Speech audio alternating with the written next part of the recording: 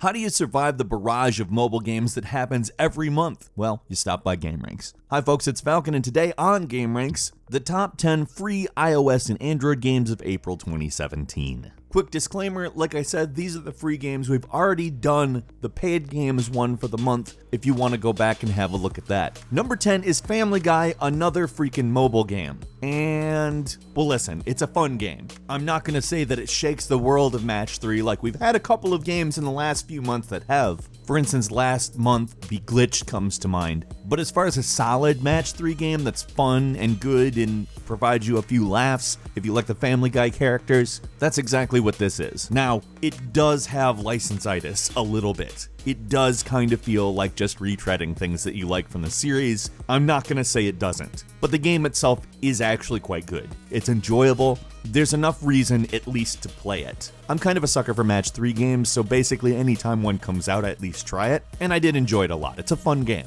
So number 9 is a game called Pixel Drifters, which is a game that manages to fulfill its title entirely while surprising you at the same time.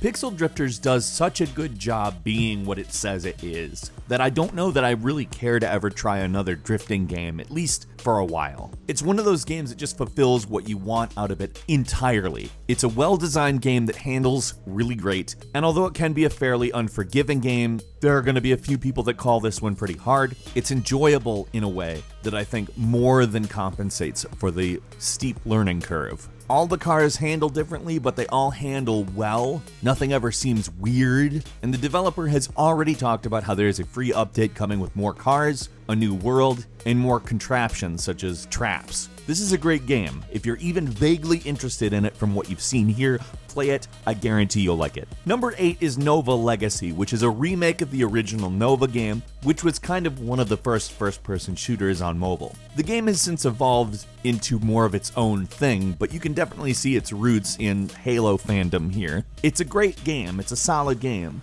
And although you can tell it's not a new game, it does look better than it used to. As far as a sci-fi FPS experience, really there isn't a series that has nailed it as much as N.O.V.A., so it's kind of worth it, especially if you haven't played the first one, to go back and do so now, because it works in the way that it should, with great performance. It's a very small download, and it's got great multiplayer. Number 7 is Drift Legends, which if you thought I might not talk about another game based around drifting, this is two completely different things. This is a simulator game. It is 3D, it is highly detailed, it is based around physics, and has a very slick, upscale appearance that more modern console and PC games have. Now, like I said, this game is based much more around the idea of accurate drifting, so, I mean, you can't expect it to be the same kind of arcade experience. That's why I'm talking about it. These are both very different experiences, very good examples of the kind of thing that they're doing, though. Pixel Drift kills it as far as an arcade drifting game, but this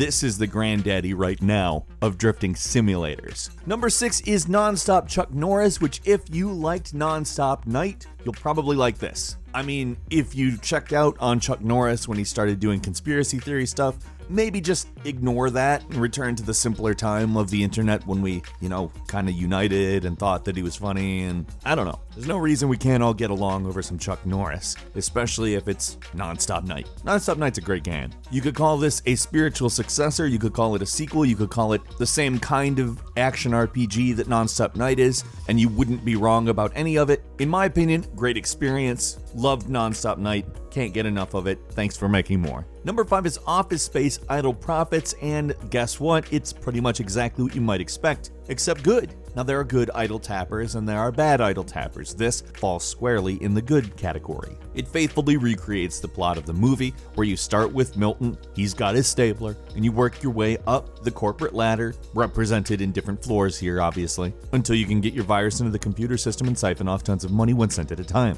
What, have you never seen Office Space? I'm old. Definitely old. It's a fun movie, and for people looking for nostalgia, this is a great way to do it, but for people who maybe haven't seen the movie, it's still a competent idle tapper. It's still something that's actually going to keep your attention, and I enjoyed it. I would definitely watch the movie though. Some of the stuff probably, well, might seem a little unnecessary if you haven't seen it. Number 4 is Transformers Forged to Fight, which is a swipe fighter that really accomplishes exactly what you want out of it. I think it's kind of a lot like Marvel Contest of Champions, but with Transformers, and maybe a little bit more complex system stuff if you really want to get into it, but you don't have to. It's all about choosing the right fighter. If you don't, you can end up kind of screwed, but I mean, you figure it out pretty quick. It's not a particularly difficult game to understand, and you get a nice range of Transformers to play as, from the classics to the Michael Bay films. It's everything you would expect out of it, and even a little bit more. I could even say that some of the depth is maybe even unnecessary, because the main actual game of it is much more fun, and I would say just stick to that and you really have a great game.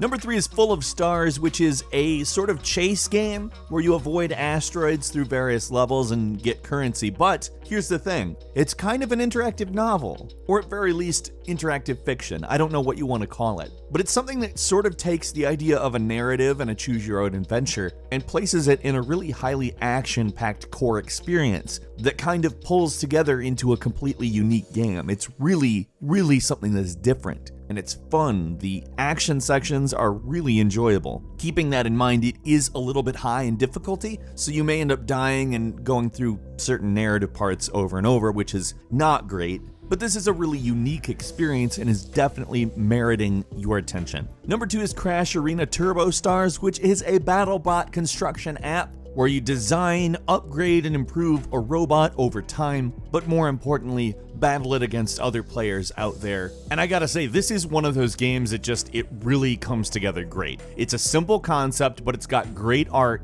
and the battle design itself is just endlessly fun. You will enjoy this game if you like most any type of mobile game. Finally, number 1 is Trailer Park Boys Greasy Money. This has been quite a month for licensed games, actually pushing out several decent freemium games that are licensed. This is one of them. Now this one, just like the Office Space one, is an idle clicker. It actually provides a decent reason to be upgrading certain things in doing advertising, and provides a lot of silly Trailer Park Boys scenarios, like the Prime Minister of Canada getting hit with a bottle of piss, and various other hijinks that sounds a lot like that if you were to describe it. Now keep in mind, this one is a little bit more sweary than the other licensed games we've talked about this month, but it's certainly still worth your time. A quick bonus game for you is Chicken Scream, which aptly describes itself. It's essentially a voice-activated platformer. Look into it, it's goofy as hell and fun. What was your favorite game this month? Leave us a comment, and if you enjoyed this video, please click like. If you're not subscribed, now is a great time to do so. We upload brand new videos every single day of the week, and the best way to see them first is a subscription. As always, we thank you very much for watching this video. I'm Falcon. You can follow me on Twitter at Falcon the Hero, and we'll see you next time right here on gameranx.